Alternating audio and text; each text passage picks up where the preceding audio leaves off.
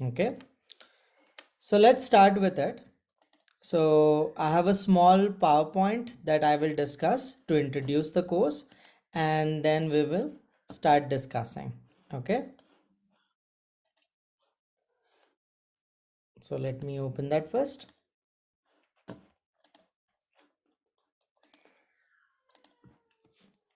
So this course is titled BFIN 255 Personal Financial Planning. Okay. We will be conducting sessions on Zoom, and the timings for this course will be every Monday 6 p.m. to 8:50 p.m. Okay.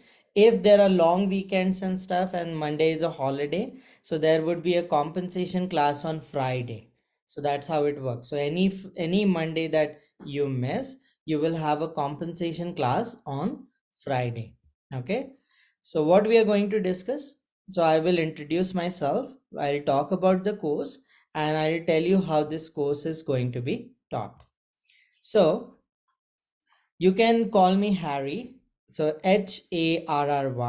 So my credentials are I have done MBA in finance. Along with that, I have a CFA. CFA is Chartered Financial Analyst.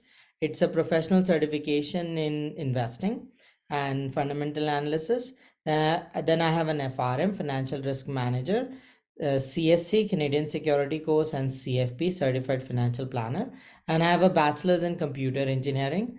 Along with that, I've done fintech from Harvard and like AI from MIT. So right now, along with teaching with almost all three universities, all three educational institutes in Calgary. So I teach with SAIT, I teach with MRU, I also teach with University of Calgary. Along with doing that, so I currently run a family office in Calgary. So family office is where you handle investments of wealthy individuals. So the minimum cap size is 50 million. So 50 million plus cap size.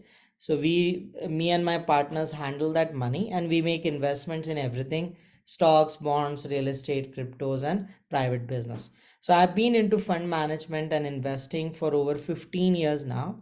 So I would request you, like throughout the course, when we start discussing the course, like shoot out all questions you have in your mind freely. The more you ask, the more you know. So I would request you, at least in this course, ask me a lot of questions because I have a lot to share, and sometimes in the course structure it you miss certain things. So the more you ask, the more you will learn. So make a point of that. Okay, so how can you connect with me? So I do not generally see Microsoft Teams and stuff. Few students try to message me on MS Teams. I do not go out and look for it. So instead of that, try to restrict our conversations to email, because I regularly at least watch my emails, right? So if you have any questions, concerns, anything you have not understood, feel free to shoot me a mail on my SAIT email address. So my office hours are flexible. So if you need help, we can arrange a time to meet one on one, right? And it will be done on Zoom like we are doing right now. I don't generally access my emails on weekends. So I will try to respond to you on the first business day after your email. Okay. So I would ask you to like think about it, about this question. So I would ask you to like think about this. What does financial planning mean to you? And type in your responses in the chat, right? So what does this word financial planning means to you? So think about it, type it in your response in the chat, and then we'll discuss. Also write down your name so that we know who is like having what thoughts. Okay, so I'll wait for it a bit. So what does financial planning mean to you?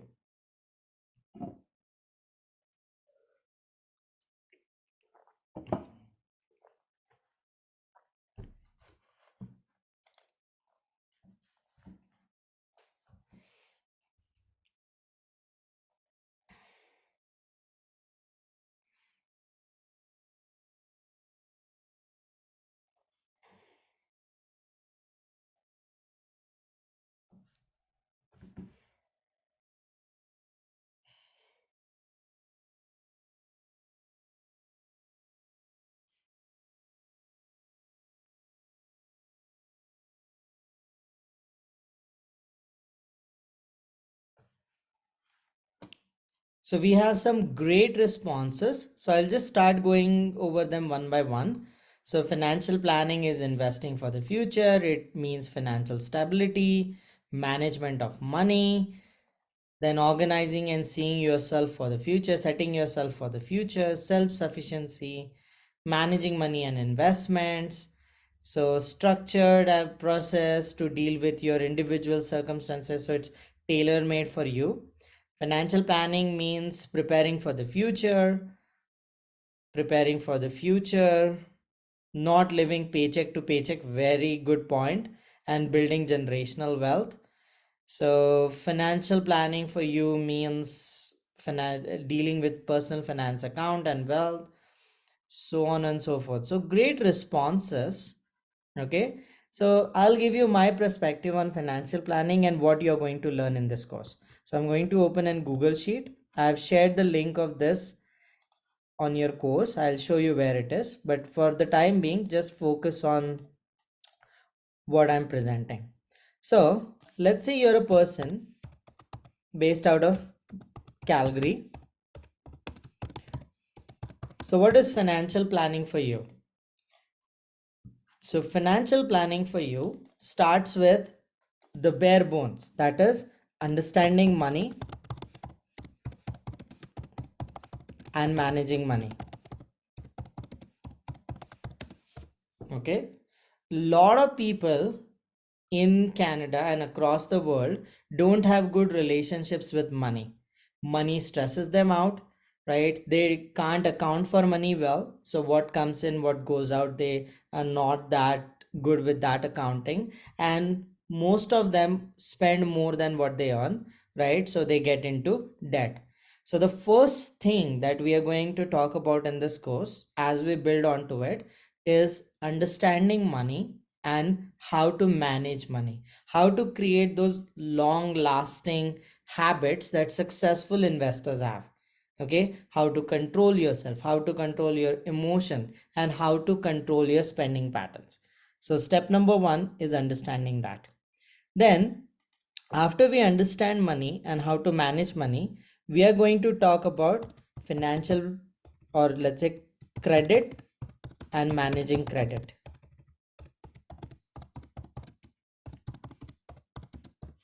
So credit in terms of financial planning means any kind of borrowing you do. So you shop on your credit card, you create a credit, you go out and buy a house, you take on a mortgage, you create credit, you go and buy a car, you create credit. So any kind of credit you create, right? How does credit work? What are the function of interest rates? How you are charged and how to manage it. So we are going to spend a lot of time on, right, credit management and understanding credit. We will try to answer important questions like how to improve your credit score, then let's say how to like lower the interest rate that you pay on credit, and if you get into debt trap, how to get out of it. So how to dig yourself out of a debt trap, right? If you have a lot of debt, you don't know where to start, how to how to create a step by step process to get yourself out of debt. Okay, that's the second part. Then we are going to talk about banking products. So all of us bank and have relationship with banking institutions.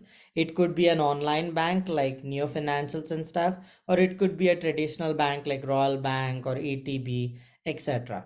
So how to create that relationship, how to maintain that good relationship, what are the pitfalls when you're like banking, what are the products that you can get into. So we'll talk about all those banking products. Okay. Then we'll talk about personal taxes. So this is not a tax class as such, but we will introduce like what are the key points to do to save on taxes. What are the different investment accounts that you can use to lower your taxes? What are the deductions that you can generally take? So we'll talk about some common deductions and common things that you can do to better improve your tax experience. Okay. Then we will talk about risk management. and emergency funds. So all of us face emergencies in life. Emergencies could be like if you're an earning member, something happens to you, what will happen for your family? Who will take care of them, right? Financially as well as non-financially. So dealing with that circumstance. Then health risk is there. Disability risk is there. If you're traveling outside the country, you have to handle medical insurance differently. So we'll talk about all those things in risk management. Okay, we'll talk about insurance, how to share risk, how to control risk, and whatnot. And we'll also talk about why to create emergency funds. You need to have some kinds of savings to fall back on if you lose your job, if you have some illness and cannot continue to work until the EI and all that stuff kicks in. So we'll talk about creating and managing emergency funds. After that, we'll go into investments. So the first asset class that we are going to discuss, which is an asset class where you will spend most of your surplus capital, real estate. So how does real estate work? What kind of real estates are there? How to invest in real estate? When to invest in real estate? How to approach mortgages? How to strategize mortgages? We'll talk all about that in great details in real estate chapter. Okay. Then we'll go to investment accounts and their features. So we'll talk about tax-free savings account, RESPs, RRSPs, how to open them, what are the features of these accounts, how they can help you to achieve your financial independence. Then we'll talk about different investments apart from real estate that you can make. So we'll talk about stocks, bonds, and mutual funds, ETFs. Okay, stocks, bonds, mutual funds, ETFs. How to approach them, how to like what are the key factors to look for, not in great detail, but at least a good and precise overview for you. Then we'll talk about retirement planning and financial independence. So we'll talk a lot about FIRE principle, financial independence and retire early. So that's a famous financial planning principle that's out there. It's a movement actually. It's not a concept, it's a movement. A lot of people subscribe to it, a lot of people follow it. They save massively in younger years and they try to retire early. So how does that work? How you can implement that? Okay, and apart from that, we'll also talk about retirement planning in general, how you should approach it. And finally, we'll talk about estate planning, how to plan for things when you're not going to be around. So, how to create, like someone put out a very good point, intergenerational wealth. How to create that, how to transfer that more efficiently, and like, especially taxes. Taxes kill you while you're alive, taxes also kill you when you're not alive. So, taxes are like a lot when you do estate planning, and you have to consider all of that. So, we are going to talk about all of these things, and this entire course is structured around it. So, few key important points. This is going to be a crucial course for you because no matter what you do in life, right, you have to handle all of this for you and your family.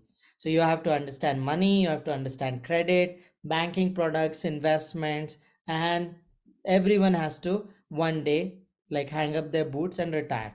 So, it's important to pay attention and focus at least in this course. Okay. Any questions so far? Does this give you a glimpse of what we are going to study?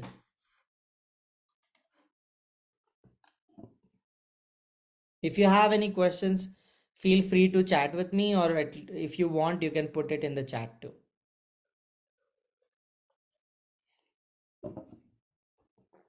Hi, Harry.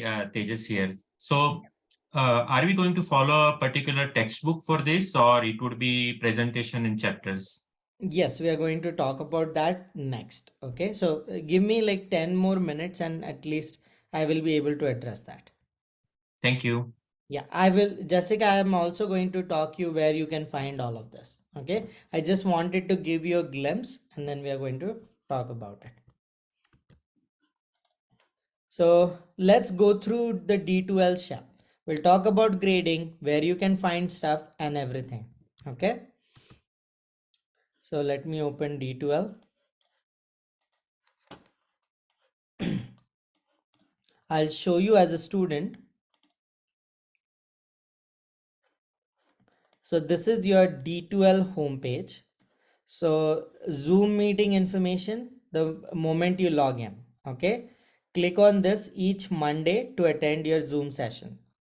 If you miss some sessions, recording will be available, but it's not fun to watch 3 hours recording right after it is done. So I would urge you to attend as many classes as possible. Then we'll talk about grading scheme, but this is the information about textbook. Textbook is not mandatory in this course because I have structured this entire course to be not concept based but more practical based. So textbook is a good read if you want to spend time on that, but textbook in this course is not mandatory. If you wish to buy it, the link is provided in on the home page. So textbook again is not mandatory. It's your call whether to get it or not. Okay. So that said, let's come to grading. Now this course has 5 assignments, then one time value of money quiz, okay, a midterm and a final exam.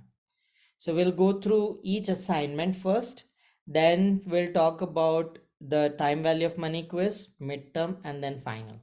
So let's go to assignment first. Before we go there, because weighting is not available there, each assignment has a different weight. The assignment 1 has 5% weight, assignment 2 has 6%, assignment 3 9%, 4 6%, and fifth one 10%. All of them have to be submitted online. All of them are individual, it's not group work, right? And like for everything I mentioned the deadline. Now you can very well do the assignment before the deadline. No one stops you from that, not even me. But please at least submit the assignment right by the deadline. Okay. So let's go and talk about assignment first. Then we'll go to quizzes. So if you go under your D2L shell and assignments, so you will see 5 different assignments. Okay. Assignment 1, 2, 3, 4, and 5.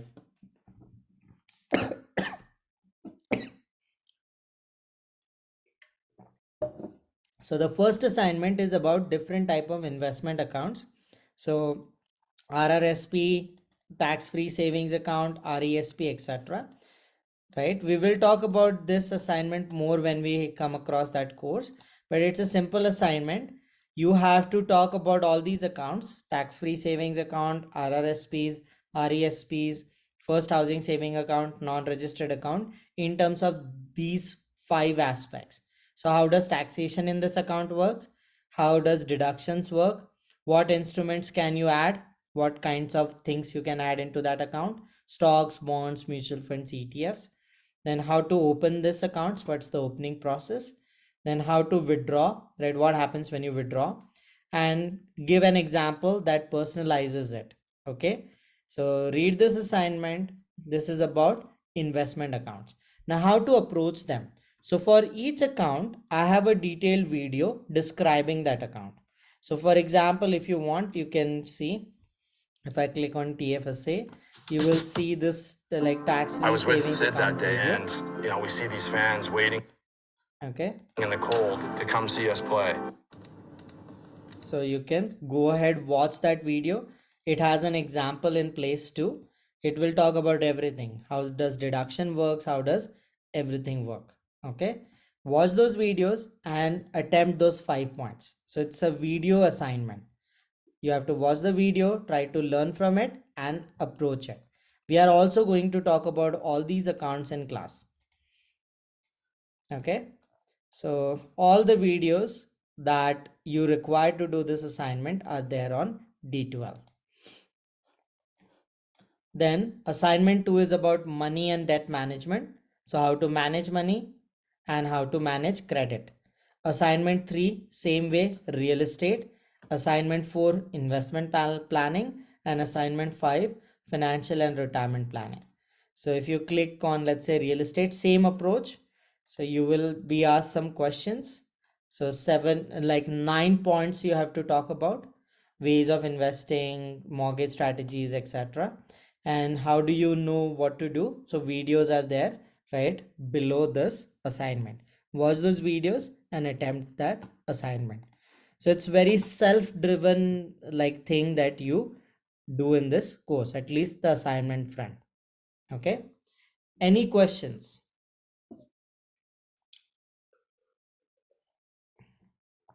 These are very practical.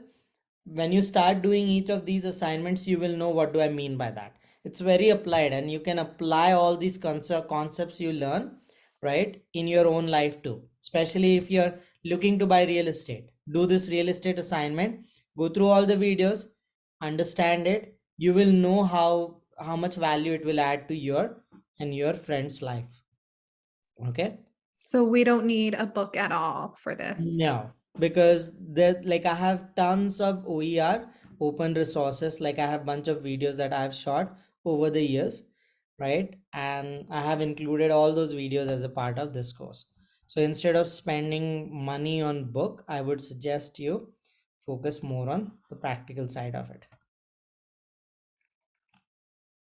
So you're right, book is optional.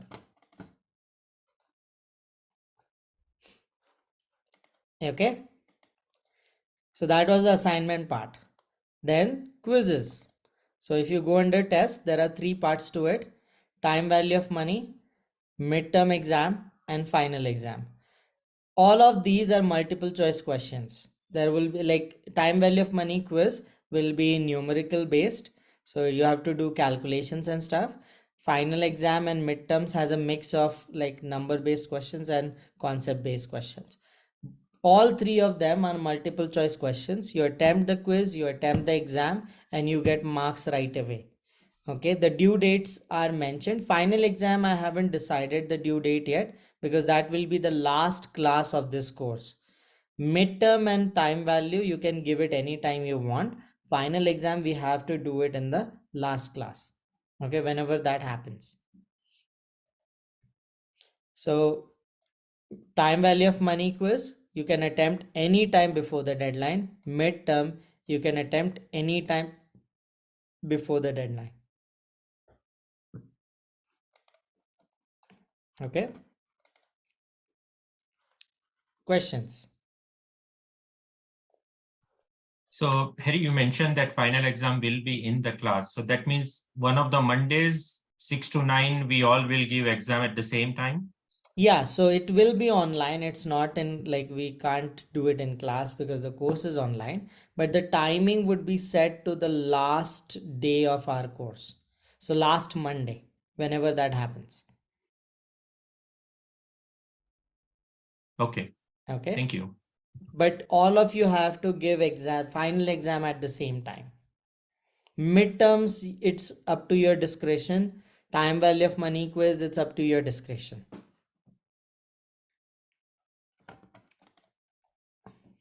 Okay. Now coming to your PowerPoint, your content section. So if you go under content, so if you see first thing, course information is already there. You can read that. PowerPoints are already there for each chapter. There are 15 chapters in this course. PowerPoints of each of them have been mentioned. Then if you want to take notes, I have mentioned the Word PowerPoints too. So it's easier for you to take printouts if it is in Word format. So I've also put those Word format PowerPoints in. Then time value of money tables, we are not going to use them, but I'll show you how to use it. But it's not there in midterms and finals. You don't have to really use them. We are going to use Excel or Google Sheets for calculation. Then you have video reviews. So video reviews are videos for each chapter where I go through the PowerPoints in a brief detail, not as much detail as we cover in the class, but in a brief way. Okay. These are PowerPoints again. put it twice by mistake. So in class discussions, will be all the activities that we do together in the class. And you have Google Sheets, so notes that I'm going to share. So the sheet that I was referring to, right? Person understanding. So these are all my notes. So if you go under Google Sheet, you will come across my notes. And finally, class recordings. Once we are done with the class, I'll put up the recording here. Hi, I was just wondering that when you put the class recordings up, are you gonna label them with which week it was and what the date was? By date, yes. I Okay, will thank you. label them by date. You're absolutely right. Very good question. I will be labeling them by date. So if you miss any date, you know which recording to watch.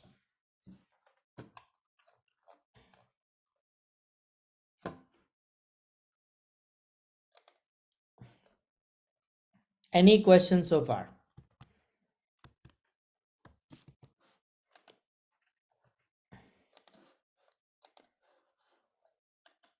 So let's start with the first chapter.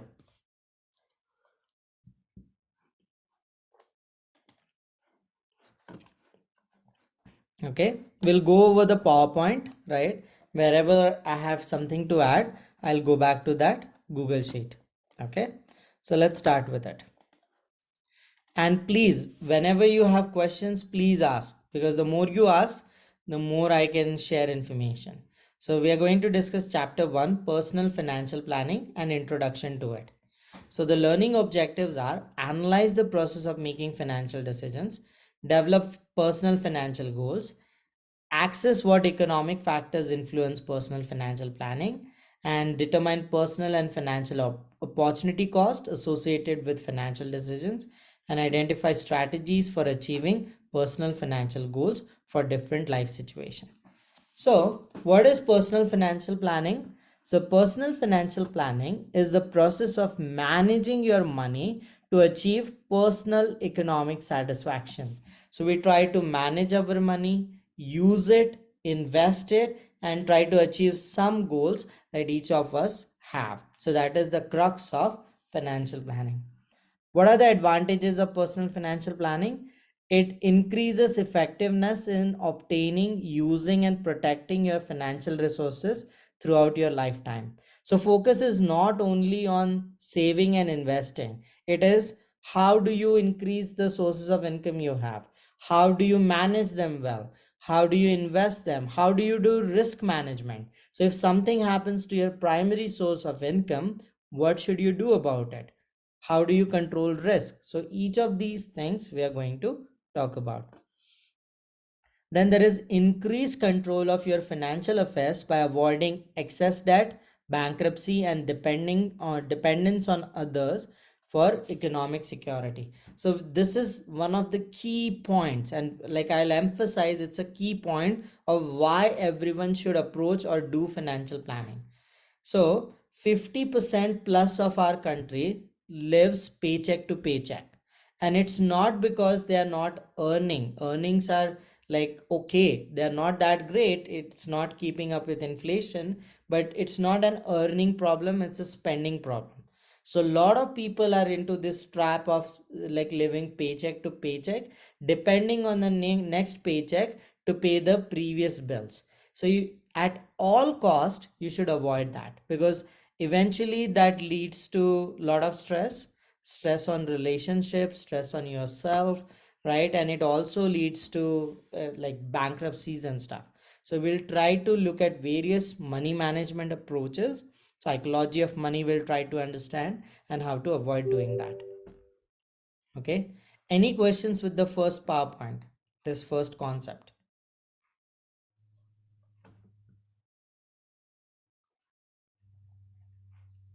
Now, this is a key point why everyone should do financial planning. It improves personal relationship, resulting from well planned and effectively communicated financial decisions. Now, there was a study done. Almost 64% of divorces happen because of financial reasons. So talking finances with your better half is very, very important. You should approach your life in a collaborative way. You should try to build a life that is more collaborative. And we, throughout this course, we are going to talk about, there are so many advantages if you do financial planning as a couple versus doing it as a single person. So we are going to talk about all those advantages that are built in into a system. One advantage I will just share, I was dealing with a client who has a big RRSP portfolio, registered retirement savings plan portfolio. So that's a portfolio you create for retirement. Now, usually, when you have a spouse and if something happens to you, you can transfer your RRSPs to your spouse. So, spouse can take your RRSPs and put it in their account, right? So that they're not taxed right away. But if you do not have a spouse, right, then your entire RRSP becomes taxable in your estate. So like effectively it is like 60-70% tax on your RRSP that you have to pay. So if you are a single person, it is way more important to have a tax-free savings account than an RRSP, because if something happens to you, that's going into your estate and going to be taxed at 70%, 60%. Once personal taxes, then estate taxes. So it's very expensive to have RRSPs, but when you're a single person, so there are advantage like disadvantages of that. But if you have a spouse, you can transfer it to them and call it a day, right? If something happens to you, so such things we are going to talk about. If you're not understanding that right now, it's okay. I was just giving a perspective of why financial planning is important to be done if you have a partner together. Then there is a sense of financial freedom, right? Freedom from financial worries obtained by looking to the future, anticipating expenses, and achieving your personal economic goals. In this course, we will talk extensively about the FIRE principle, financial independence, retire early. It is part of one of your assignments too in money management. So in FIRE, what we do is we save massively when we are young. We try to retire early. Retirement doesn't mean that you stop showing up for work. You still, if you wish, you can still work, but work becomes optional, right, rather than a compulsion. So you want to get to a place where you work because you want to, not because you have to. So how to approach that is what we are going to talk. So personal finance activities involves three main decisions: spending, saving, and sharing. So in spending, we spend for our day-to-day living expenses, we plan for major expenditures, and we also have some recreational activities that we spend on. We save for emergencies and we save for our long-term financial independence, and we also share for our global and local programs to assist those who need. And we are going to talk a lot about charity, and there are tax advantages of doing charity, but apart from that, if you have enough, it's good to share it with others who are less fortunate. So we will approach that too.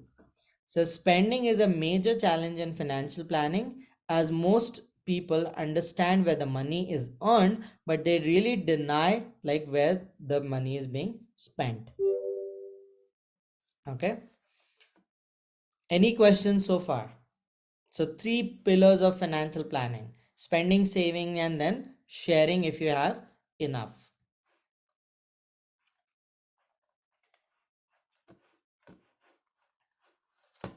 So I'll just look at the chat if someone has questions.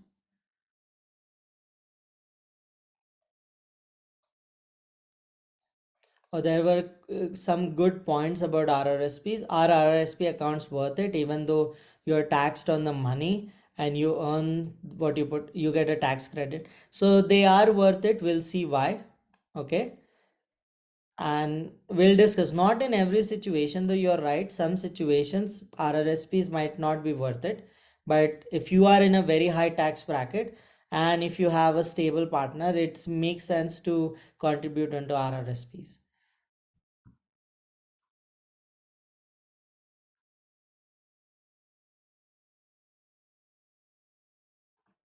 Oh, lecture starts at 6 p.m., not 8 p.m.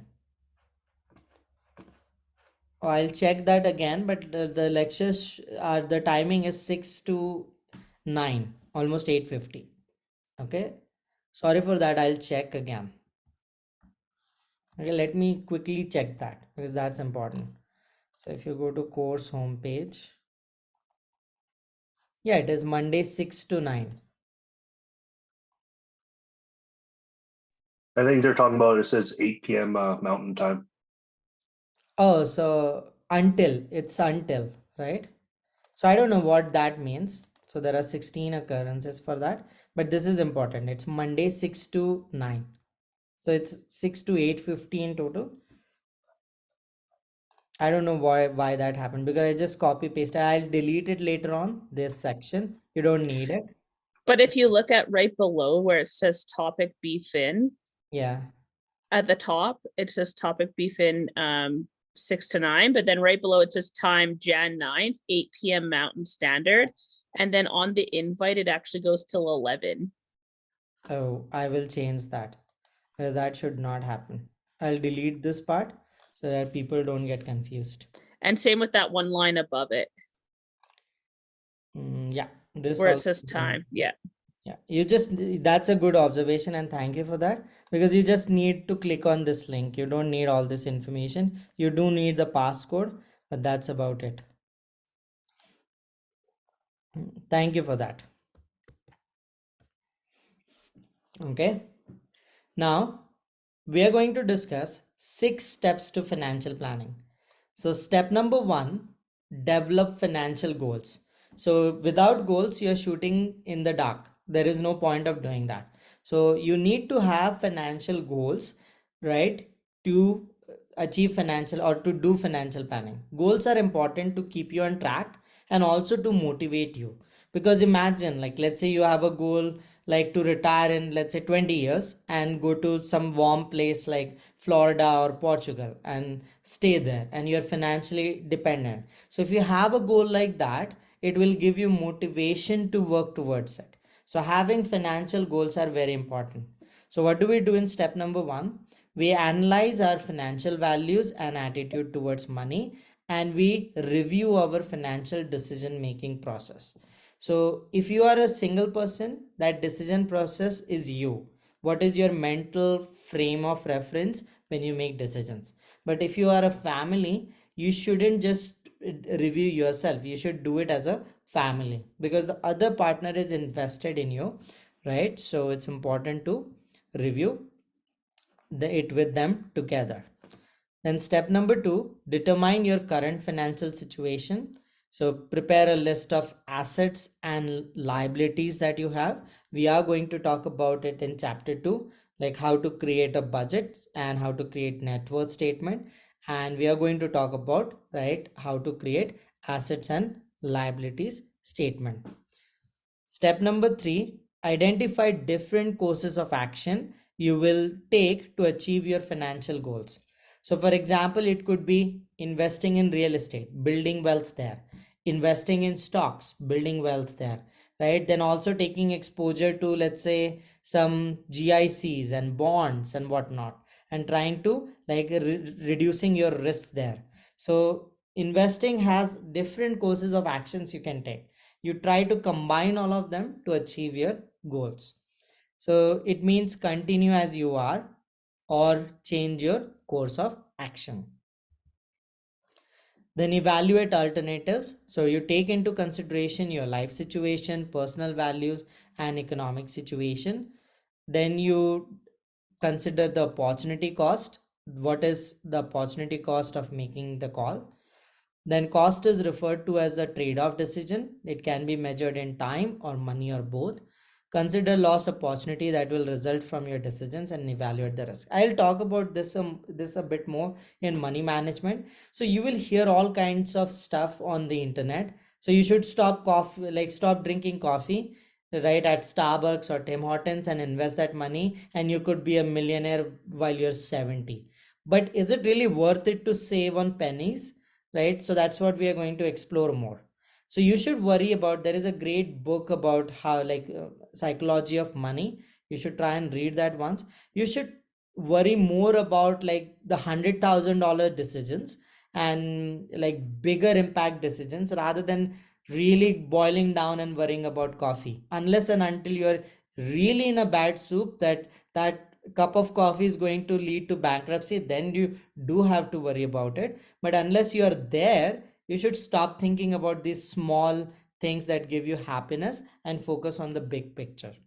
Okay, because you'll hear this all the time, that stop drinking coffee and save money and become financially independent. But is it worth it? Okay, then whatever financial plan we create, it is impacted by a lot of factors. So we are going to talk about some of them: interest rates, inflation, liquidity, and product risk. So I'll quickly give you a brief overview. We are going to talk more about them in investments, but for now we are going to have a short discussion on that.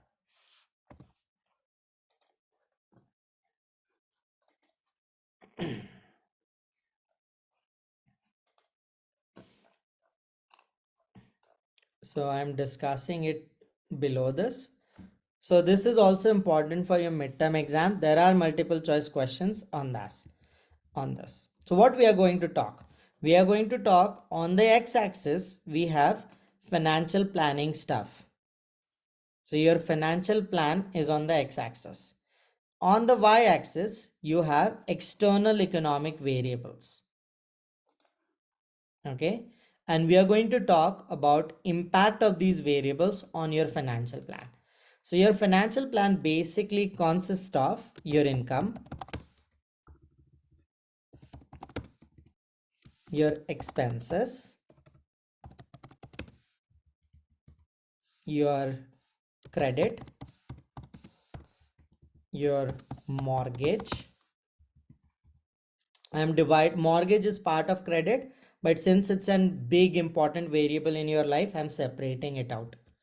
Okay, then your real estate investment, then your stock investments, then your like bond investments. We'll talk more about what are stocks and bonds in like investment chapters, but I'm just going to briefly discuss them. And finally, your retirement.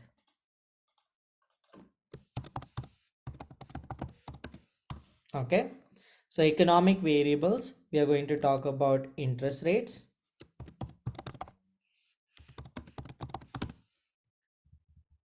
inflation,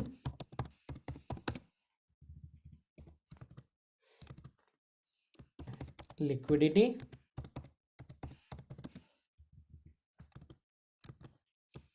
product risk.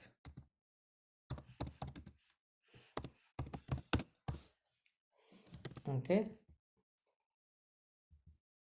yeah, that's about it.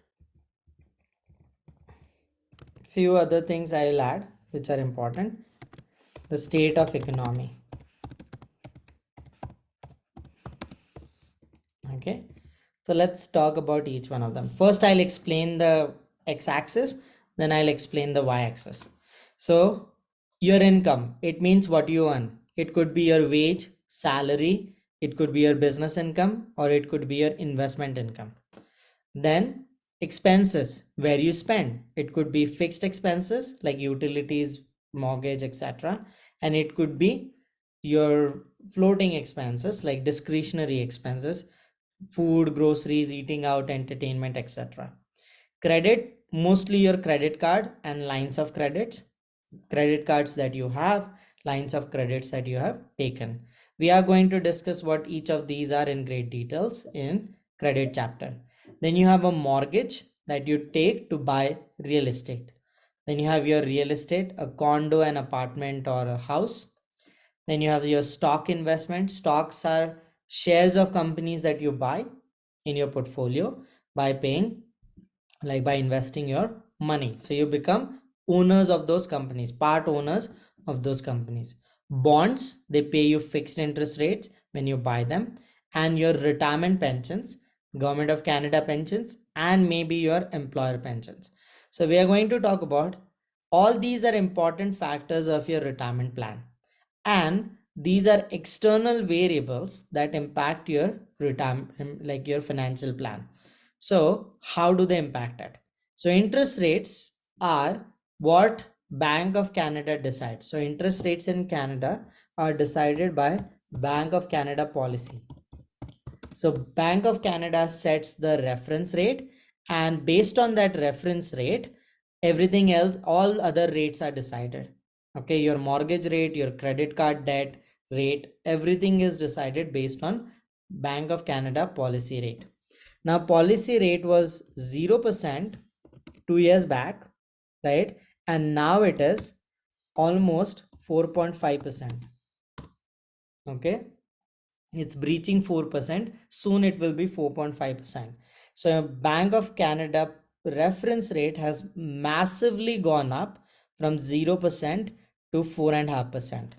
So what I'm going to do, I'm going to share access of this with you as an editor, and you try to write down your perception about how interest rates are going to impact each one of these variables.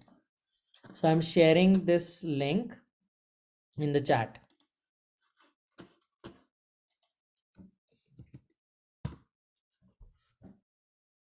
So check if you can access it. And I'm going to increase the call, like I'm going to add some columns here so that you can write your views on it.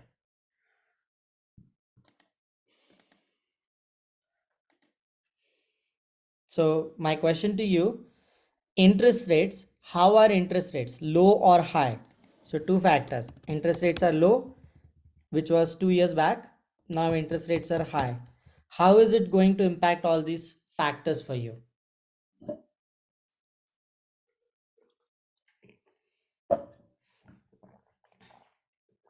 Try to write in your thoughts.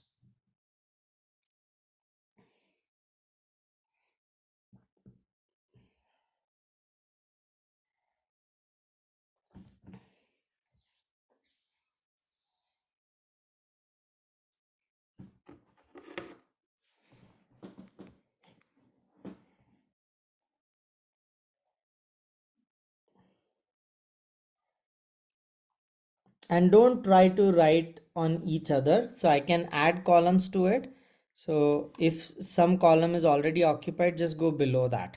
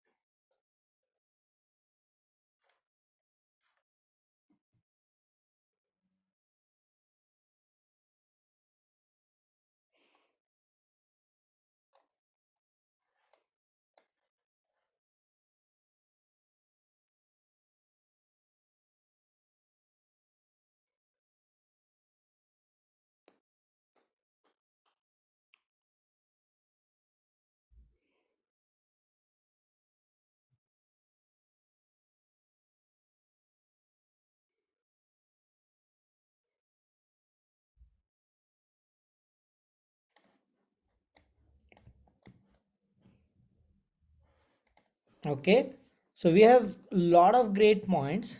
So what I'm going to do is I'm going to give you my perspective, and all these points will remain with you. So these are thoughts by like your other colleagues. Okay, so income, first impact, interest rates. So interest rate I will note down high and low, or we'll start with low and high, because interest rates used to be low and interest rates are high now. So when interest rates are low, usually businesses do well and they pass that wellness, that profits, to employees too. So employees, unemployment is low. When the interest rates are low in the market, you have more jobs and unemployment is low, because since the interest rates have started to go up, there are massive layoffs happening right now. Amazon just decided to like lay off 13,000 workers in Ontario, and a lot of tech companies are also in the process of laying off, because the cost of doing business, that is the interest rate, is high right now. So income directly doesn't get impacted, but indirectly it does get impacted, because unemployment increases when interest rates are high. So interest rates, when they become high, unemployment increases. Okay, next part, expenses. Now lot of expenses that you have as a person depend on interest rates. I'll give you some examples. So if you have a car, the expenses related to car, the insurance cost, the lease cost, the maintenance cost, everything will be a factor of interest rates. The higher the interest rates, higher will be your car payments, your lease payments, etc. So expenses generally are lower when interest rates are low. Expenses go higher when interest rates become high, because not only your credit side, lot of utilities and stuff have built-in interest rates into them, because they are giving you a month credit, so they will increase their fees if interest rates go up, because the cost of them doing businesses goes up.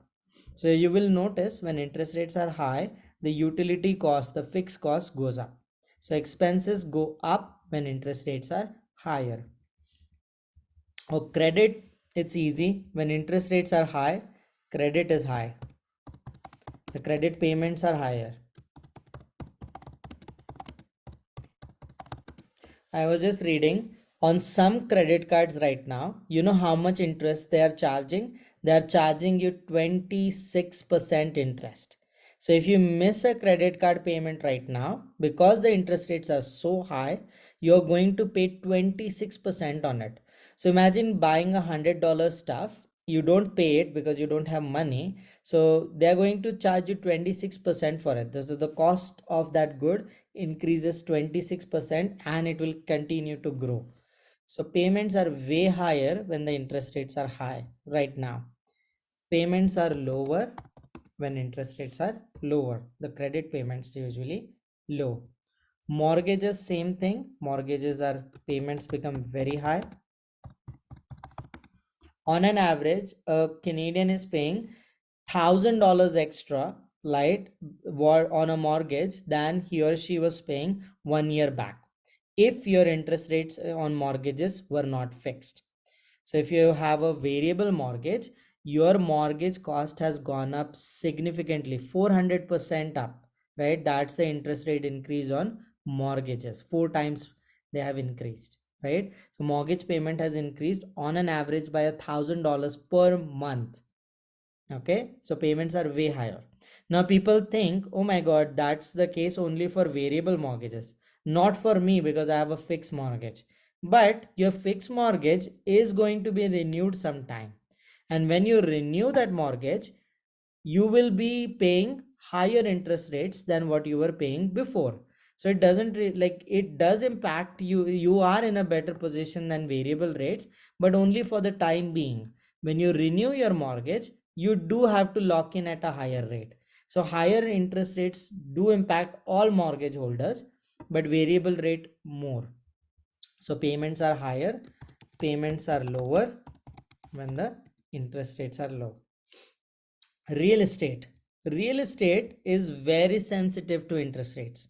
So real estate goes down when interest rates are high, and interest rate goes up, like real estate goes up when interest rates are low.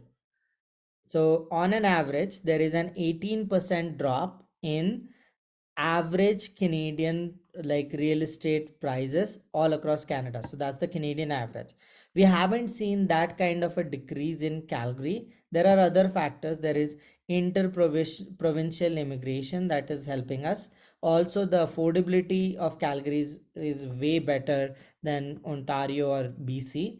And also, our real estate prices didn't move right as much as what happened in Ontario or BC. So if you see 2014 was the real estate peak for Calgary, and a lot of houses are selling below 2014 prices even now after almost 7-8 years. So we didn't have that kind of an increase to have that kind of a downfall. But real estate is extremely sensitive to like interest rates. If interest rate go up, real estate prices go down and massively down. Okay. Stocks, same thing. They go up when interest rates are low. They go down when interest rates are high. So if you have a stock, stock investments generally go up when the interest rates are low because companies make more money, they make more profits, and they pass those profits to shareholders. So shareholders are happy and the stocks are generally doing well. When interest rates are high, companies struggle and stocks struggle too. Bond, same thing, goes up right when interest rates are low and goes down when interest rates are high. We'll talk about why that happens. Bonds is a little bit complex to understand why would that happen, but we are going to discuss this concept more when we discuss bonds. And finally, for your retirement, when interest rates are high, right, you are like retirement will divide it into two parts: your investments and government and employer pension.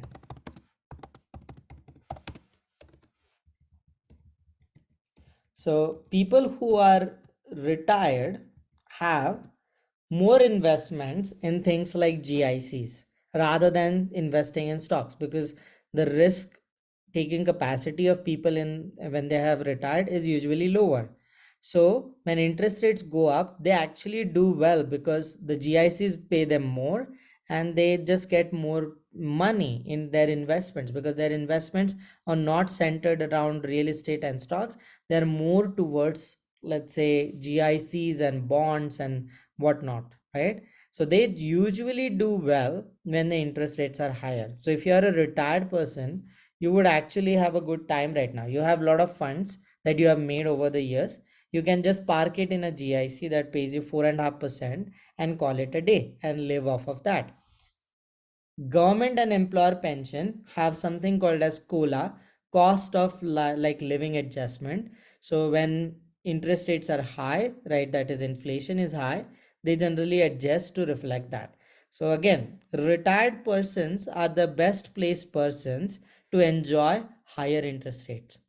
Working people get impacted by interest rates a lot in a negative aspect. So if you are working, not retired yet, your income will get damaged because of increase in unemployment. Your expenses will be higher. Your mortgage payments, even though you have a fixed mortgage, you will have to renew it someday. Those will be higher. Real estate portfolio will go down. Stock will go down. Bonds will go down. So unless and until you are retired, you do not enjoy high interest rates. You would prefer having lower interest rates. I have a question about the employment pensions. Yeah. What do you mean that there's a factored in adjustment, cost of living adjustment? So is that when you're retired or is that before you retire? Does that get applied? Yeah, so we are going to talk more about that in retirement planning, but for the Okay. time being, just a like high level remark. So when we retire, right, what kind of pensions are we going to get? We are going to get Canada Pension Plan, then we are Mhm. going to get old age security, and if Mhm. you're fortunate enough, you're going to get an employer pension, which are rare and rare these days. Okay, so all three of them are adjusted to inflation. So if inflation, cost of living goes up, which is nothing Mhm. but a factor of interest rate, then your pensions also go up. So you could, like, you would have read that old age security has increased payments a lot, right, in the last 1 or 1.5 years. Then Mhm. like CPP payments have increased, they have gone up, and also like employer pension, if you have, they have adjusted to inflation. So if you have like those sorts of income, you actually want interest rates to go up because your Okay. payments are going to increase, but at the Did cost you, of everyone who is working.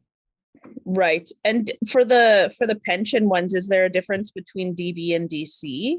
Would We are they? going to talk about, that's an important distinction. We are going to spend a lot of time in retirement planning on that. For Okay, those perfect. who are not aware, there is defined benefit plan where your pensions are fixed, right? Fixed in the terms, they are a percentage of your last drawn salary. And there are defined contribution plans where pensions are not fixed. It depends on how your investments do. Okay, so we are going to talk about that a lot. Both have pros and cons to it. If you have a defined benefit plan right now, that is worth gold because you are not taking risk, you are putting that risk on your employer.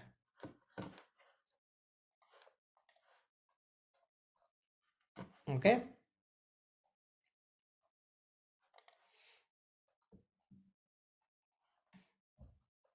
so same activity, we'll do it with inflation.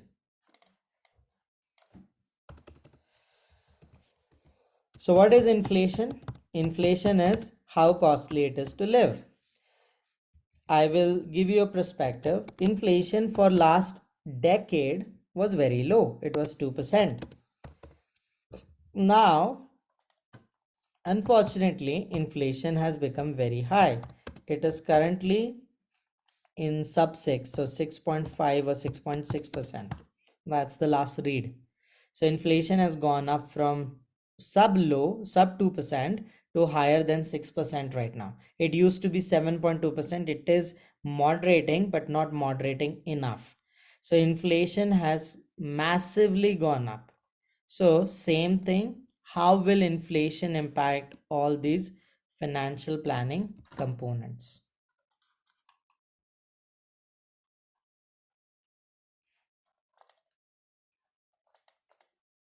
I will add some columns first and then let you do it.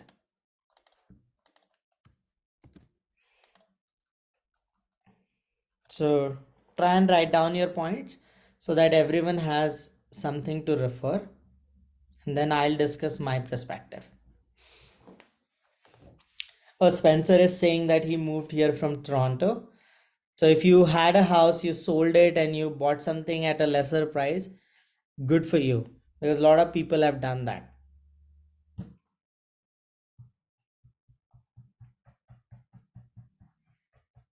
If not, still good for you because Alberta is way more afford, like I'm from Toronto too, so I was working there for a long time and then decided to move my family here. No, like, but this was way before the pandemic and stuff, like a lot of years have passed by. But I get where you're coming from. The cost of living is extremely high the in the Ontario belt.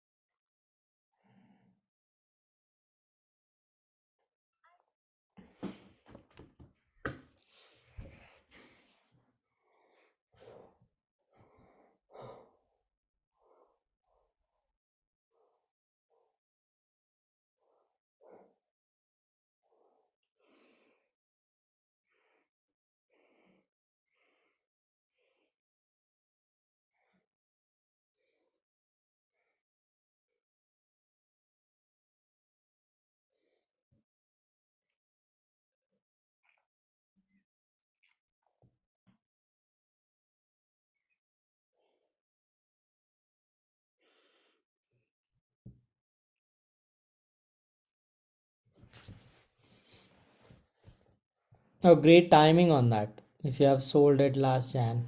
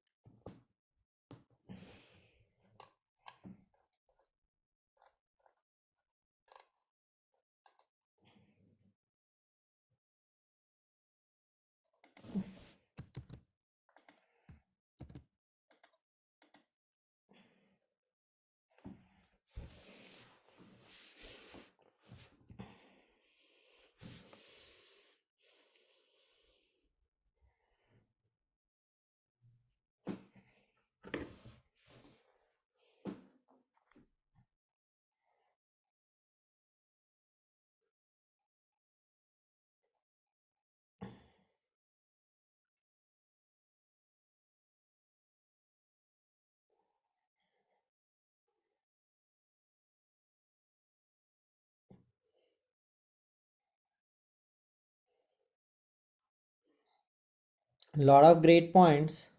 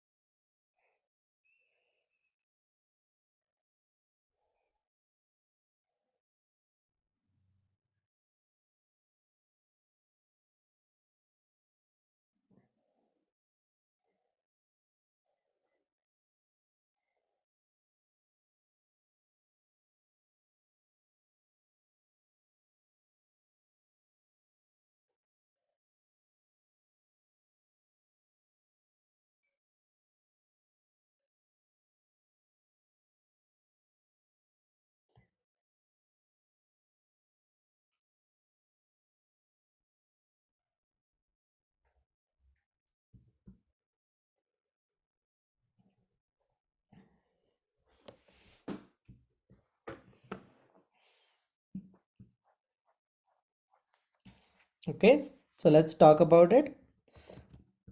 So I'll explain inflation a bit and then we'll talk about it. So inflation, there are two parts. There is something called as structural inflation and there is something called as commodity based inflation. So Canada has a structural inflation problem for many years. Not all parts of Canada, but basically Ontario and BC. What is structural inflation? It is also called as asset price inflation. Basically what it means in simple plain English, it means how expensive it is to buy a house in terms of your income or how expensive it is to rent a house. Now, all across the developed world, housing expenses are less than 35% of average earnings for a family. But not in Canada. Canada has a big structural asset price inflation, especially in real estate. If you calculate the mortgage payments, it can go as high as 120% for some families. They work two jobs just to afford mortgages. right? Or just to afford rents, because it's so damn expensive. So we have a structural inflation problem in Canada that predates the pandemic. This was before pandemic. This has been going on for last 10 years. So like average income that you need to buy something in Ontario right now because of the interest rate hikes is around $320,000 as a family to own that 1 million plus houses that they have in Ontario, which is not everyone has that, and not even people in Ontario have that. So we have a structural inflation problem. I don't want to get into like why it happens. There are a lot of factors. There is the main factor is bureaucracy and permits that the cities don't allow to construct. So we have a structural inflation problem that's persistent. Along with that, we also right now have a commodity inflation problem in which food and energy and everything has become more expensive. So right now we are a generation, or we are facing a problem, generational problem, where we have both very high. Structural inflation is very high, which was higher even before, but right now even commodity based inflation has kicked up. Now, how does it impact? So low and high. If inflation is low, you will have more disposable income.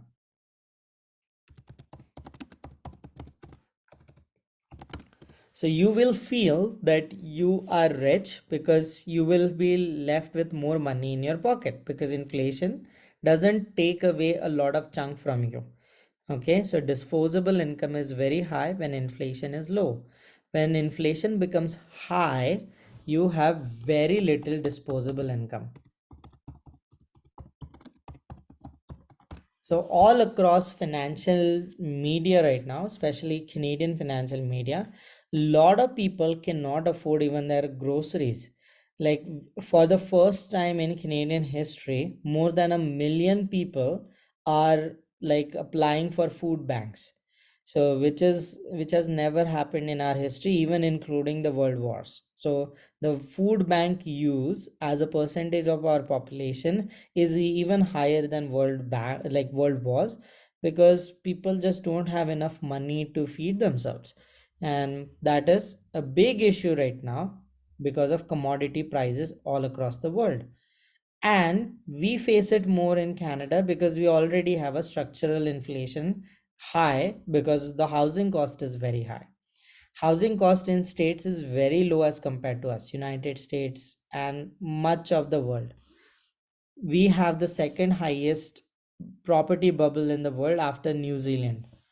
And when in fact we have the highest amount of land after Russia to build houses on. So it's an kind of an ironic situation. Okay.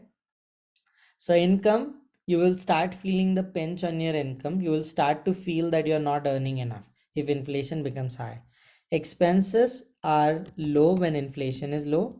Expenses become really high, and you will start finding it difficult to sustain if inflation becomes high. Credit becomes very expensive in high inflation situation, because you don't have disposable income to contribute to your mortgages. Credit is it feels less expensive when inflation is low.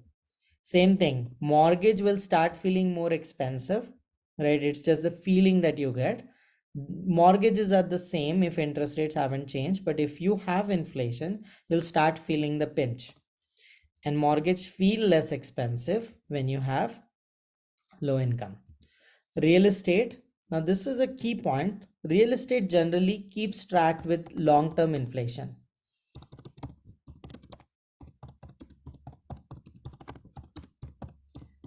So if you want to protect yourself from long-term inflation and erosion of your value, you should typically buy assets. One part of asset is real estate. In the long run, not in the short run, but in the long run, real estate does keep pace with inflation. Real estate prices in Canada historically have gone up more than the inflation that we have in the society. So inflation in Canada is usually higher, right? Lower than real estate appreciation. Same way, stocks also keep track of inflation. keep pace with inflation. We'll talk more about that in the investment chapter. Bonds don't keep pace with inflation.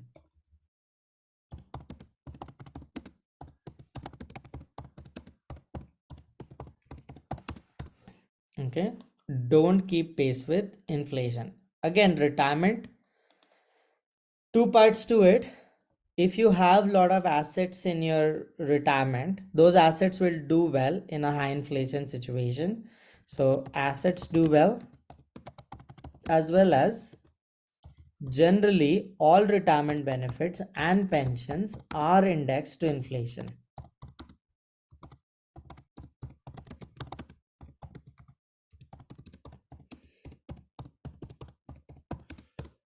Okay, so that's how inflation impacts all components of your financial plan. Any questions?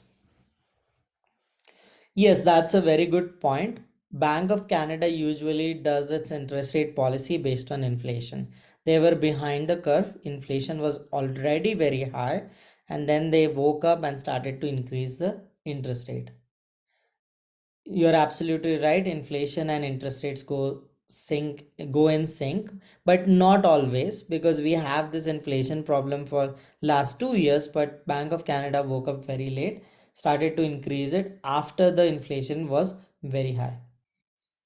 If things cost more, people spend less. Supply and demand, absolutely right. Inflation kills the demand side of it. How will you buy iPhones and how will you spend on vacations when you can't feed your family? That's just the truth of it. Okay. So these two factors are very important. Inflation and interest rates that impact the whole spectrum of financial planning decisions. We are going to discuss other factors too, but we will go through them in the PowerPoint. Okay. So when you make a financial plan, you have to worry about interest rates. We saw why. Interest rates changing up or down will impact everything in your portfolio. Inflation also impacts you in all aspects, so you need to keep track of that. Then there is liquidity risk when you invest. Sometimes liquidity risk means some investments might not be able to sell them.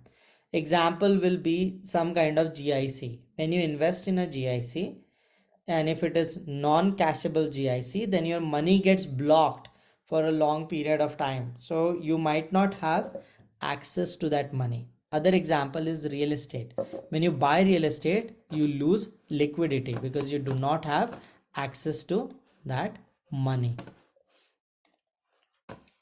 Product risk, different products have different risk associated with them. So like you need to, whenever you are investing or you're buying certain things, you need to focus on them.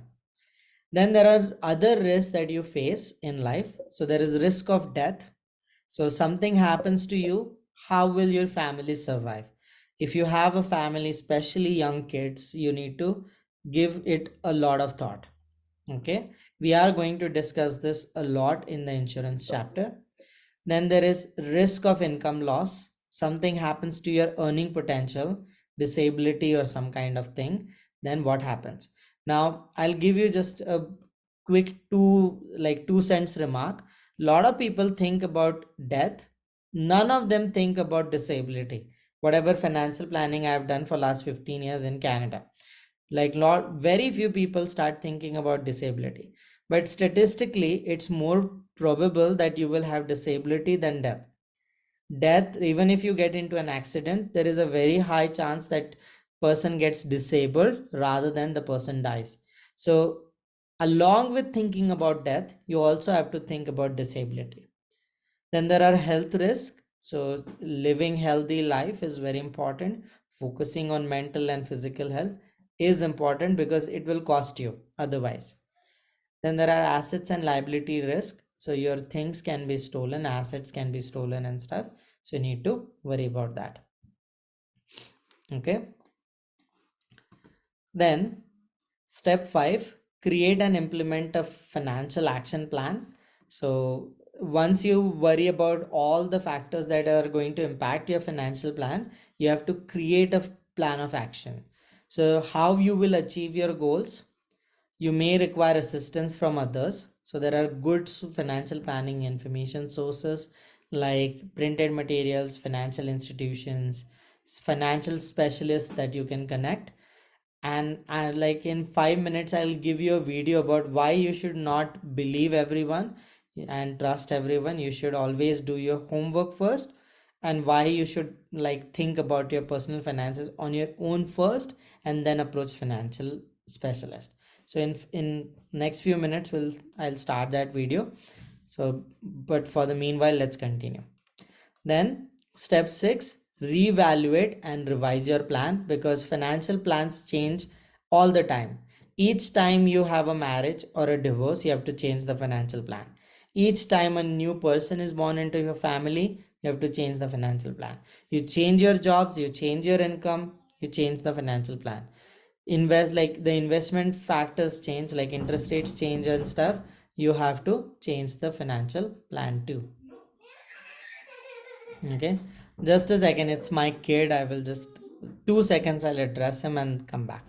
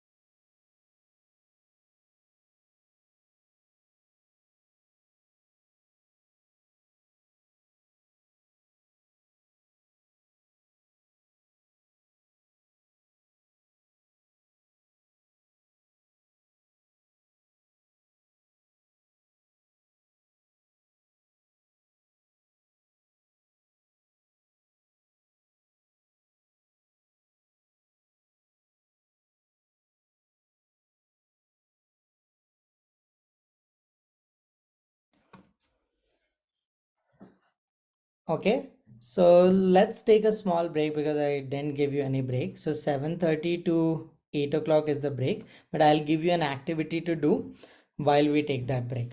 Okay, so go and have your food and stuff, because after that we are going to continue.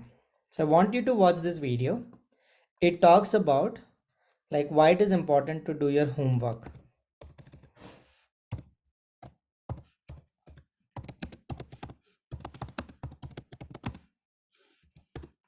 Not believing financial advisors, right, at face value. So I'm going to share the link of this video in the chat. You watch this video while you get something to eat, and we'll come back at 8 o'clock. Okay, 8:05 to be very precise, because you watch this video, it's a 20-minute video, and then take a 10-15 minutes break. So once we are back, we'll start continuing to discuss. It's a very interesting video and it builds on whatever we have discussed. So the video is in the chat. Let me know if you can access it.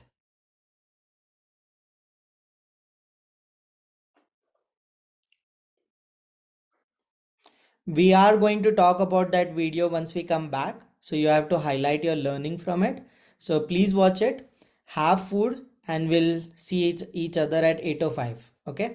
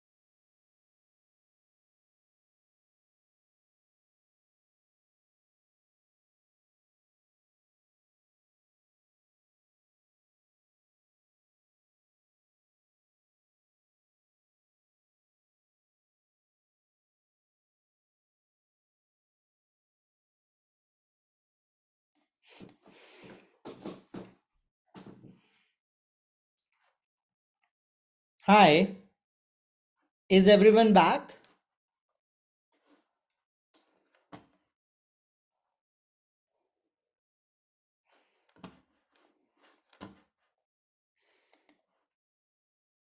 Okay, we'll just wait for 4 more minutes because I said at 8:05 we are going to start. So there are 4 more minutes and then we'll continue.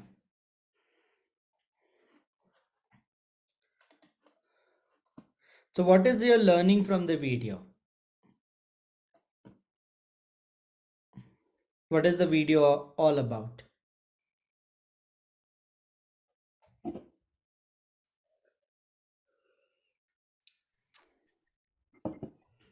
You need to make sure you have to ask all the questions and find somebody that's willing to share the answers honestly. Absolutely. So that's a very good observation. So buyer beware, right? So that's the learning from this video. So when you're buying financial products and when you're engaging in financial decision making, you have to know what to ask, like what questions to ask, and you need to know whether they are being truthful or not. Okay. Also, like very good points in the chat, so I'll just read through them one by one. So you buyer beware, that's very, never trust anyone.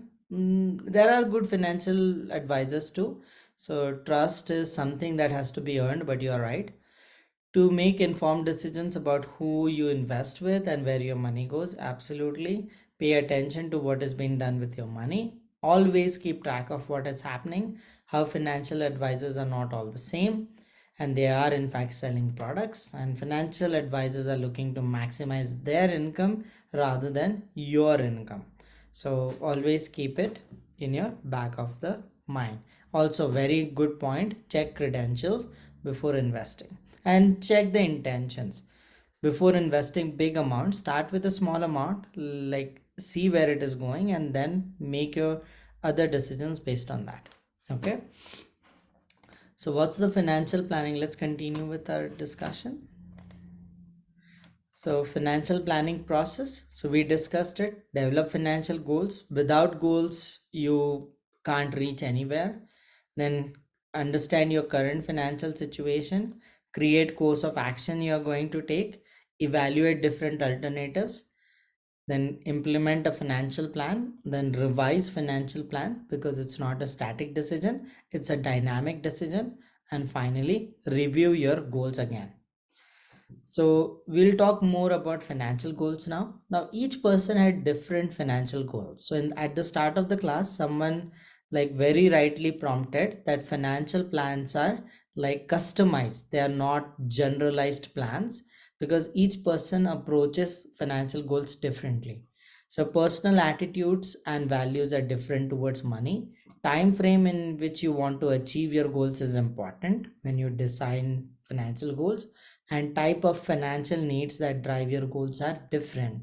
Also, your life situation could be different. So what factors influence your financial goals? So it is timing, whether the goals are short term, long term, or medium term.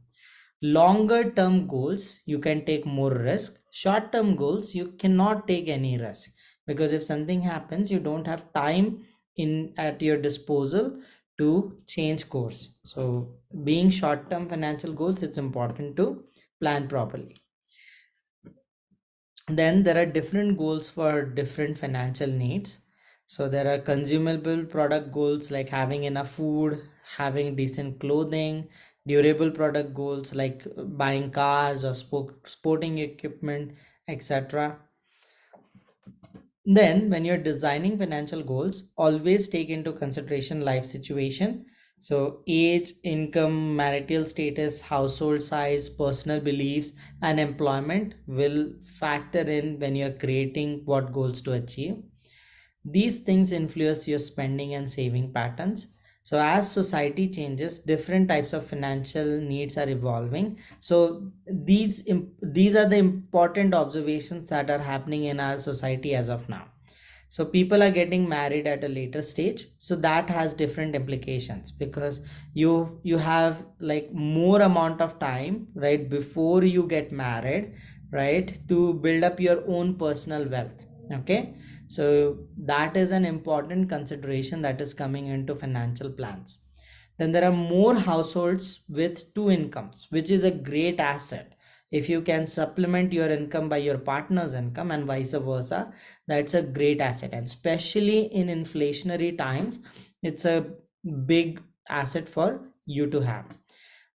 People are having like kids independently, so that's just the reality. So there are more single parents, and I work with a lot of single parents, and they have unique advantages and unique challenges while constructing financial plans. So as we proceed through the course, we'll talk about it more. People are living longer, which is like, in fact, when a person who is 20 is in the 20s right now, they age, it is very well possible that they go on to live beyond their 100 years. Okay, life expectancy is increasing every year. So what does that do? It means you're going to spend more and more time in your retirement. So you need to ensure that you have enough retirement income to supplement yourself. Then you might have to care for your children and aging parents at the same time. So multi-generational households, that is also increasing truth in our societies. So lot of factors will influence. So life situation will influence your financial decision, whether you're full-time student, whether you work full-time or part-time, that will impact you. Age will impact you. Marital status will impact you. Especially people who have kids, they have very low disposable income because kids are expensive. They have daycare costs, they have like sports and school and everything. So it takes a big chunk of your, like, let's say single parent, your income, or if you are in a family setting or a partner setting, then both of your incomes. So number of households also impacted, whether you have like more people living with you, more dependents with you, that will all impact you. So when you're developing financial goal, an average person goes through 4 basic stages in personal financial management. So this is the life cycle approach of financial planning. So this is just a guideline. It's not specific to any person. This is just the broad guideline. So when people are in their early years until the mid 30s, so your focus should be on creating an emergency fund, because you're just starting your career. You should have an emergency fund in place first before doing anything else. Then they might also have a goal for saving for down payment on the house or a condo. Then purchasing life insurance is optional if you don't have kids, because life insurance becomes important when you have dependents. Then you start also thinking about retirement. There are extreme advantages to thinking about retirement early. We'll talk about it in time value of money. Then there are middle years, so from 30s to mid 50s. So the focus is on building wealth by paying down mortgage and increasing savings and investment. Especially we are going to talk about paying down mortgage part when we discuss real estate. Paying down mortgage is the simplest thing that you can do to create wealth, because real estate over a period appreciates, right? Plus if you're paying down mortgage, you're building more home equity. And when interest rates are around 6% plus right now, there is a big like added on advantage to paying down your mortgage. Middle years, the focus is on providing an adequate retirement fund. In your retirement years, the focus is on efficient management of whatever wealth you have acquired. When you are retired, example, you can't invest a lot of funds in crypto, because if something goes wrong and you will be homeless. So it's important to focus on low risk investments. Other things that can influence your life situation: graduations. If you add certain skills, your income might go up. That changes financial plans. Engagement and marriage, we are going to dedicate a lot of our discussion with like having a partner, that is like living with someone, or like common law in legal terms, or a marriage. What changes? So your wills change, your asset and liabilities like during separation, you have to consider that. And when you are getting into a marriage or a common law relationship, it's important to consider something called as prenups. So we are going to talk about all of that during our course, why it is so important. Because a bad marriage ruins you financially. It takes, on an average, there is a stats behind it, 8 years to get out of marriage, a bad one. Okay. And especially important when you're marrying in a seesaw relationship. Seesaw relationship is either you or your partner are extremely well off than you are.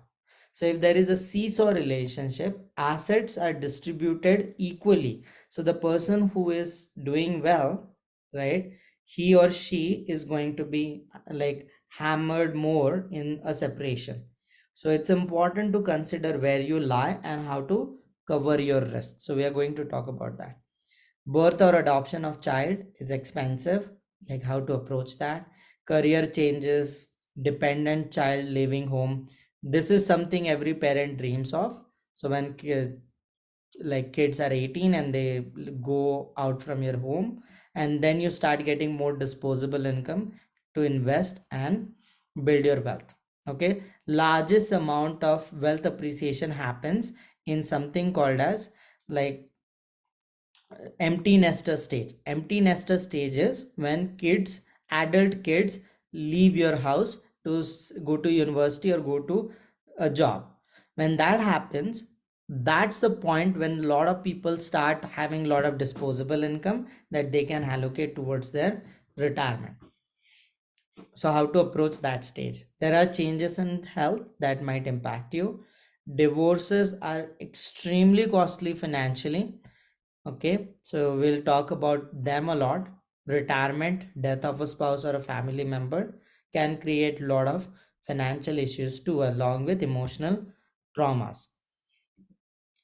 So obtaining appropriate career training can change financial plans, create an effective financial record keeping system. So these are the common activities you should do. You need to have a meticulous record keeping system. We'll talk about it in money management. Develop a regular savings and investment program. Accumulate an appropriate emergency fund. So if something goes wrong, you have fallback on. Purchase correct insurance, create and implement a flexible budget, evaluate and select appropriate investments, and establish and implement a plan for retirement goals, make a will, and develop an estate plan. Any questions so far? This is just an introduction. The chapter itself is introduction. Every concept we are going to delve into greater details.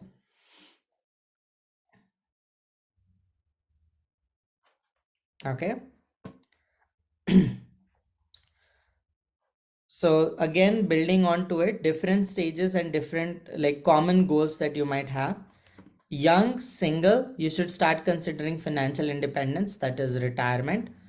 Obtain disability insurance, I talked about it. No one thinks about disability. Most of us think about death. Not everyone, but most of us think about death, but they don't think about disability.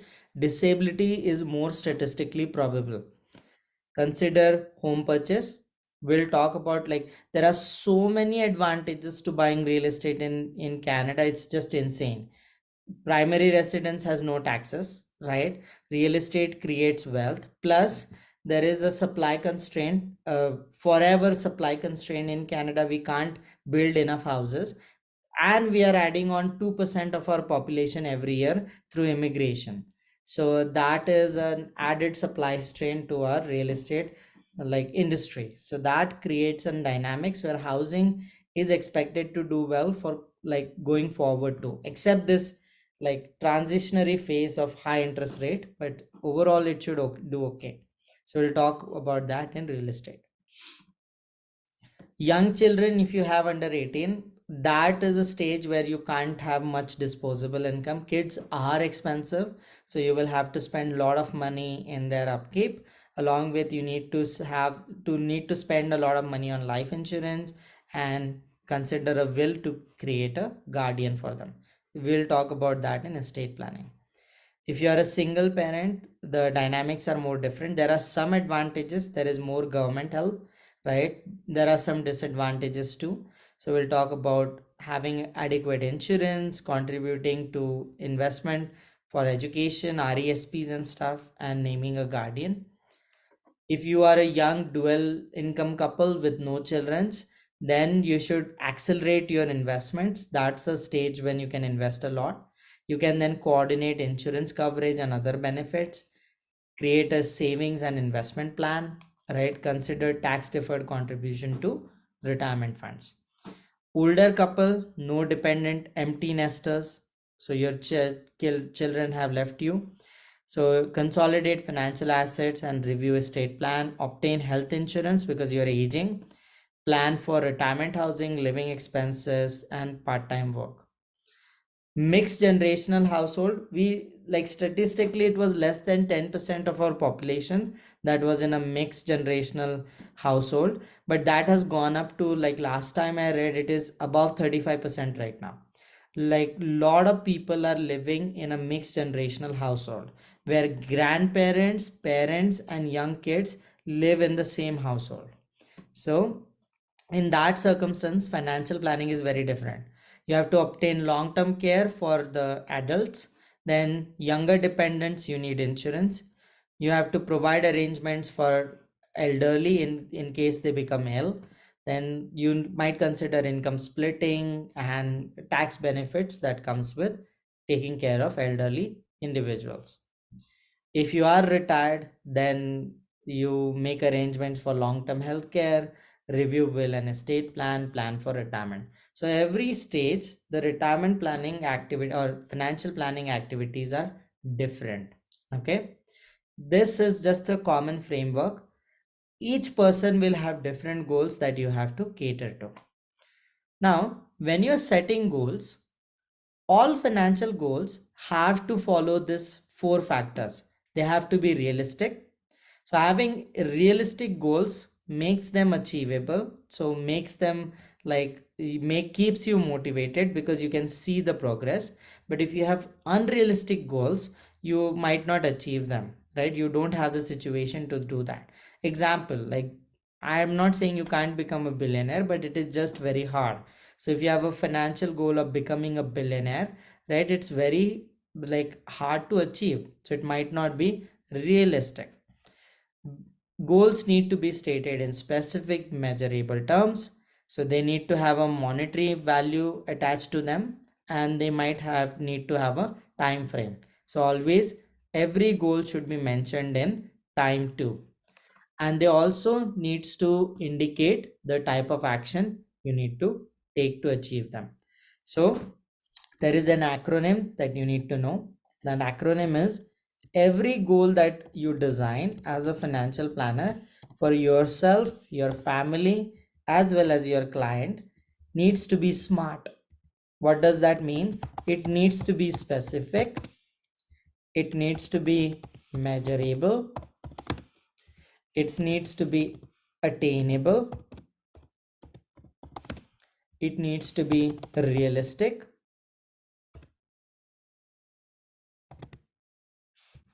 and it needs to be time bound. So all the goals, we are going to do an exercise, right, with you when you create your own financial goals, when we discuss like final part of the course. But when you create your own financial goals, you have to make sure your goals are smart. They have to be very specific. Details you have to mention. They have to be measurable. They have to be attainable based on your situation. They have to be realistic, and they have to be time bound.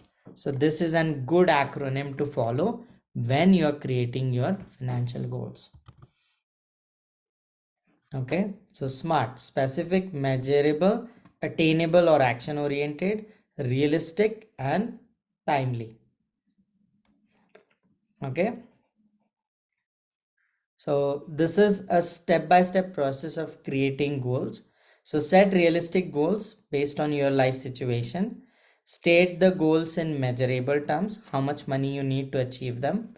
determine the time frame, and take action to achieve them. So this is a 4-step process of goal setting.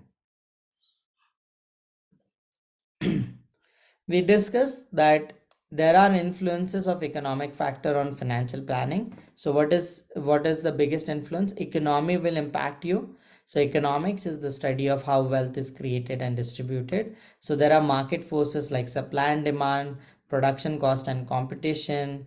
Bank of Canada will impact your financial plans. There will be global influences like foreign investors, competition, level of exports. There could be economic conditions that might impact you.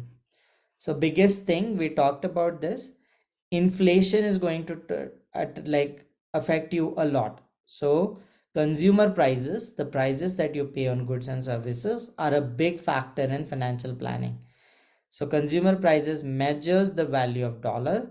It measures changes in inflation. It is mainly caused by increase in demand without increase in supply. It is harmful to people who are on fixed income and can adversely affect people who lend money. Okay. So consumer prices or inflation, you have to always have it at the back of the mind when you're doing financial planning or even investing. Consumer spending, how much we are spending in the economy, will decide how many jobs we have. So if the spending goes down, jobs will be impacted. So you need to monitor that too. Interest rates are going to impact everything in your portfolio, from your credit to your investments. So you need to be aware of how the interest rates are shaping up. So interest rates measures and represent the cost of money. The cost of credit when you borrow depends on the interest rate. So return on your money when you save and invest also depends on the interest rate. The total money supply that we have in the economy will also impact your financial plan. Unemployment rate, we talked about this. Okay, so that will impact your financial plan because your bargaining power goes down if the unemployment rate goes up. Housing stats is like number of houses being constructed in Canada. So that will impact you. I'll talk a little bit more about this right now, but we'll discuss this more in like retirement in real estate. But if you consider the situation of Canada right now, so in terms of housing, so there are two sides to it, supply and demand. So what's happening with supply? So we have very low supply right now of new houses. We can't build enough houses. There are a lot of factors to it. The biggest factor is construction trades right now has a lot of unemployment, they require a lot of skilled people, but they can't find any. Okay, we don't produce enough skilled trades in construction.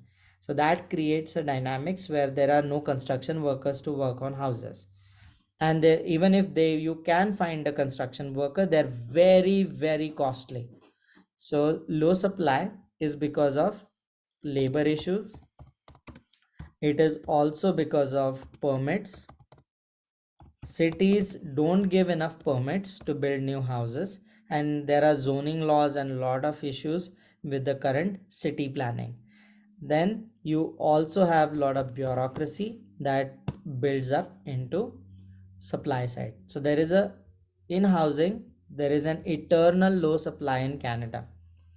Demand side, we have very high demand. So high demand because we are adding 2% of our population every year in immigration, and we have to add it because of our retirement situation. We have an aging society. If we do not add people in our economy, the people who are going to retire, they will not have any funds to live off.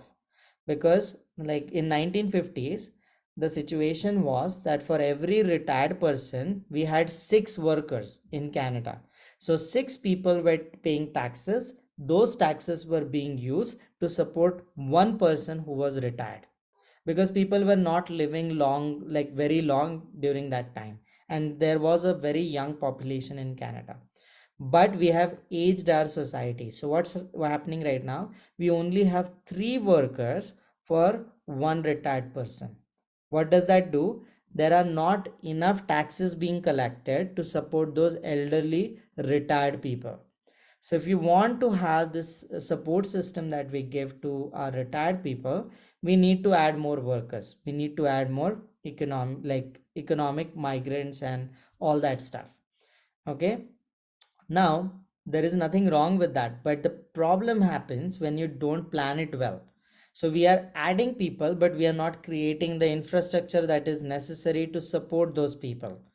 For example, like I was reading somewhere in Mississauga in Ontario in 1985, when population was what one third of what it is right now, we had three hospitals.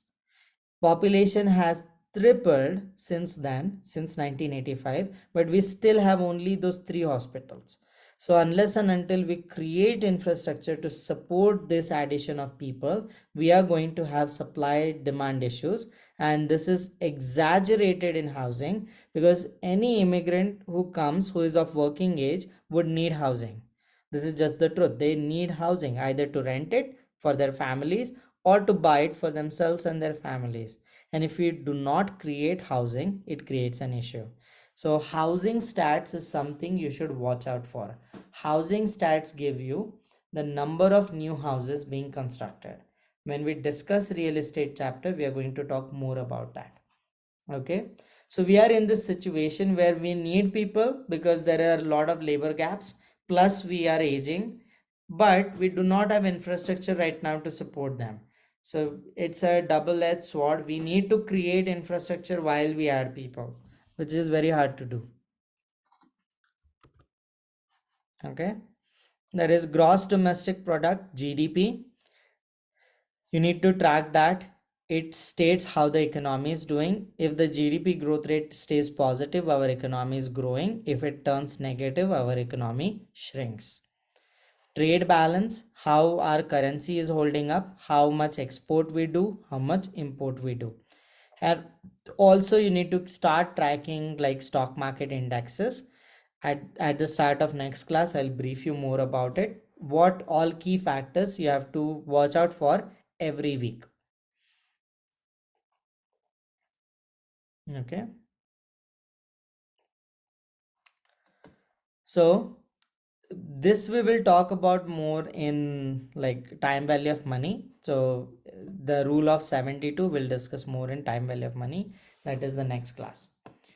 So in financial decisions, you end up sacrificing one thing in favor of another. So this is called as the time preference theory of financial planning. And this is very true even in non-financial stuff. Time preference means if you can delay your gratification, you can build wealth. It is a simple math. Once again, if you can delay your gratification, you can build wealth. So what does that mean?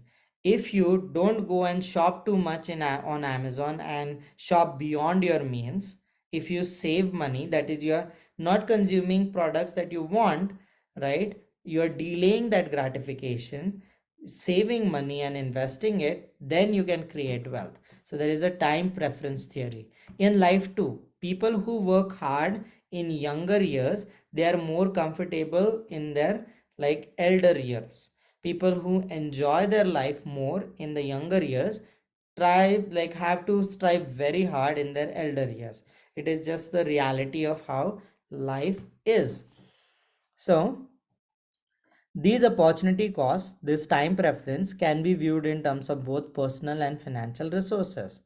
So there are opportunity costs, the time that you give up. So when used for one activity cannot be used for another. So we use time to meet needs, achieve goals, and satisfy personal values. Health is an opportunity. Poor eating habits, lack of sleep, exercise can result in time away from work or school and increased health cost and reduced financial security. Now this is a big thing. You don't have to have those like model type of like physiques and stuff. That's not what this is all about. If you are healthy, you will be able to be in a situation to better enjoy your wealth once you create it, right? And also the achievement of wealth will be easier because you don't have to take like time away from work, you can work more, you can enjoy your life while you're doing it and achieve your financial goals. So health is an important factor when you're designing your financial strategies. If you remain healthy, if you work towards it slow and steady, right, it has a big financial dividend in your later lives. So we have to consider time value of money, which we are going to discuss in the next class.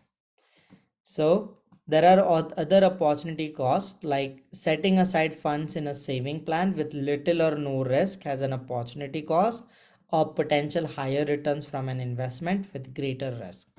Having extra money withheld from your paycheck in order to receive a tax refund has an opportunity cost of lost interest because that money is not being invested. So everything in finance has an opportunity cost. Making annual deposits in a retirement account, so that will build your financial independence, but right, you will not have that money to spend. Purchasing a new car or a new home appliance has benefit of saving you money on future maintenance and energy cost. So everything has opportunity cost. It could be time, effort, or health, interest, liquidity, or safety, right? And every decision you make financially will have an opportunity associated with it. Interest calculations we'll discuss in next class. That is, next class is dedicated to time value of money. So I'm going to just skip over it because we are going to do all of this in the next class. So what are we going to discuss in this course? Everything. So how to obtain money, so money generation, how to plan for money, chapter 2 and 3, money management, how to save, chapter 4, borrowing, how to keep track of your credit, chapter 5 and 6, how to keep track of your spending, chapter 7, managing risk, chapter 8 and 9, how to invest your money, chapter 10 to 13, and finally retirement and estate planning. So it's a very comprehensive course that discusses everything. Okay, so this is how the course is designed. It's in a circular manner. So you plan your personal finances, they manage your credit, cover your risk, and then you invest to achieve your financial future. So at the end of the course, each of us would be able to create our own financial plan. So what is a financial plan? It is a formalized report that summarizes your current financial situation. It analyzes your needs and recommends future financial activities that you should do to achieve them. Your financial plan can be created by you. It can be done with assistance from a financial planner, or it can be made by using software. So important part of this course, focus should be on developing good financial habits. So we will discuss how to create a spending plan to stay within your means, how to save and invest for the future, have proper risk management and insurance in place, and become informed about tax and investment alternatives. Then when you are achieving your financial objectives, there should be a willingness to learn and you need to access appropriate information sources. So this we'll talk about more at the end of the course, how to design a financial plan. Okay. Once you create a financial plan, then you have to implement it. So using a well-conceived spending plan, right, you can maintain your income and have some surplus to save. Having appropriate insurance protection helps you prevent financial disasters, and becoming informed about tax and investment helps you to achieve your financial independence. So this was chapter 1. This was just an overview. Lot of things we just discussed briefly. I just wanted to give you a glimpse of this entire course. Each of these concepts we are going to slowly and surely address each one of them. Okay, so there are 10 minutes left, 10-15 minutes, 10-15 minutes left. That will be dedicated to questions. Whatever questions you have, you can ask.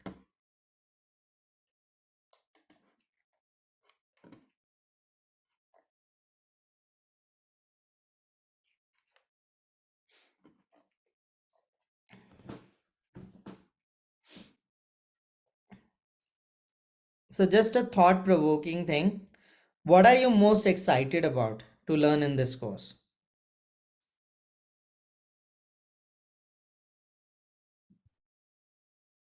For me, it would be risk management. So yeah, that's a great answer. Like that's important in life. So insurance planning and risk handling strategies, we are going to discuss that. For me, it would be like living in a way financially that I don't have to worry about money all the time. Absolutely, like financial independence. So very important. Money management habits, understanding psychology and how we spend, very important. Then there are some answers in the chat, so I'll go one by one. Like helps us analyze where we are and where we want to go. Absolutely. The breakdown of stocks and bonds. We are going to create our own stocks and bond portfolio.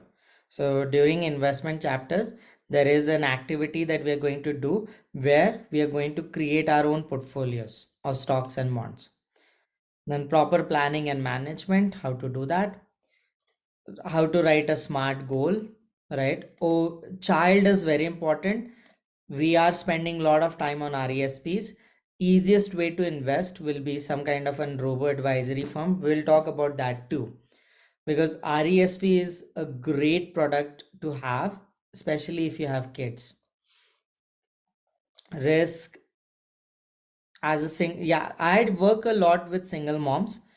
Like single moms have unique challenges, unique advantages. Like even if you want to like discuss offline, I can give you a few pointers. I cannot do a financial plan for you without being in that capacity, but I can give you great pointers to create a sustainable life for yourself and your kids.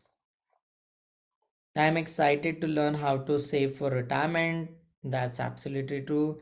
My husband will be very interested in stocks and bonds. Absolutely.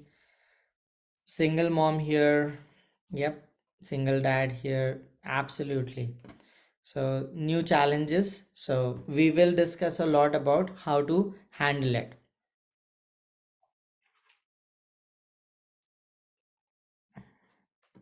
Especially RESPs are going to be very important for like education of your kids, because you can get free government money to invest and grow your kids education like funds and stuff. So we'll talk about that. And especially if you're a single parent, it's very important to consider risk. Having a will in place, everyone has to have that, because if something happens to you, the guardianship is like, for the lack of better word, it's a shit show in Canada. It's very hard on the kids if that happens. So we'll talk about how to create strategies so that the kids are protected.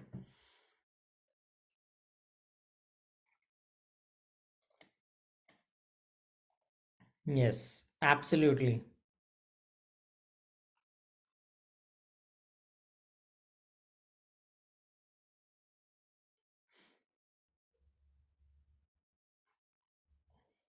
Yes, tax planning, we are going to spend a lot of time on how to use like tax-free savings account. That is going to be your greatest weapon in your arsenal. So we are going to talk about that. Okay.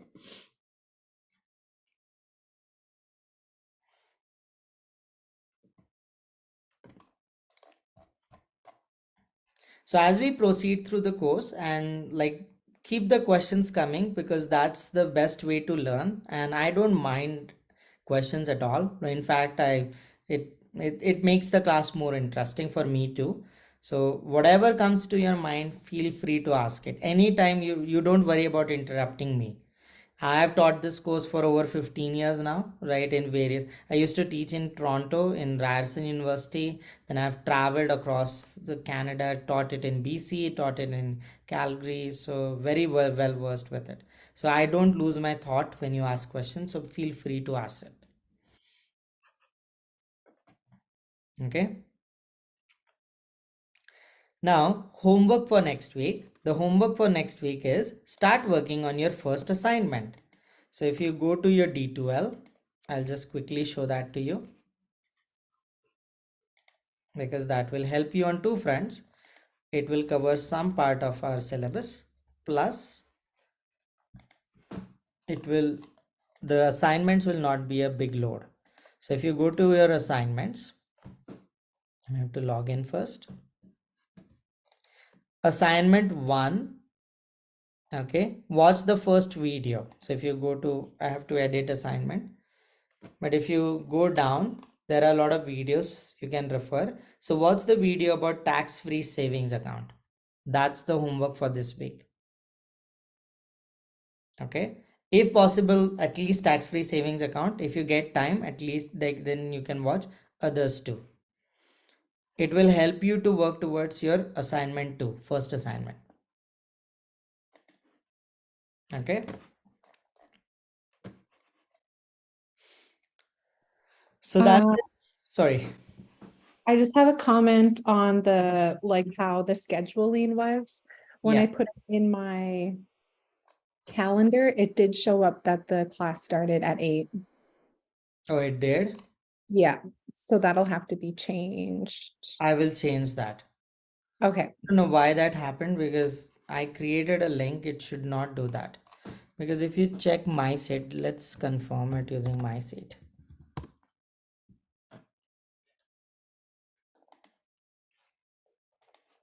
I will try to change it on Zoom, but just from here on, like class is at 6, okay, 6 to 8:50. I will try to change. I'll try to see what happened on Zoom. I think it chose BC time or something like that. I don't know what happened, but I will try to correct it. all right, thank you. Thank you.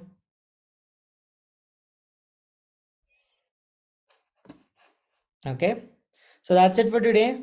See you next week. Have a great week ahead of you. Have a great weekend. Start thinking about your personal finance more and more as we go through the course. Thank you so much for attending. So see you next week.